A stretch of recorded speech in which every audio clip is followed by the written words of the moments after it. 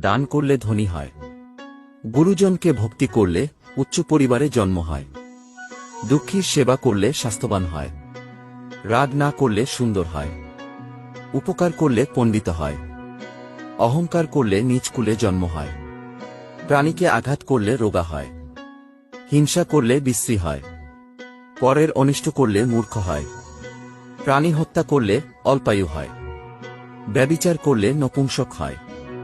সাধু সৎপুরুষ দর্শনে দৃষ্টিশক্তি বর্ধিত হয়। সকল জীবে মৈত্রী পোষণে স্বাচ্ছন্দ্যময় জীবন লাভ হয়। অন্নদানে আয়ু, বর্ণ, সুখ, বল, প্রজ্ঞা লাভ হয়। দান, শীল, ভাবনা তথা শীল, সমাধি, প্রজ্ঞানুশীলনে নির্বাণ সম্পত্তি লাভ হয়। মহাকারুণিকের এই সত্য বাক্যের প্রভাবে মঙ্গলময় হোক আমাদের সবার জীবন।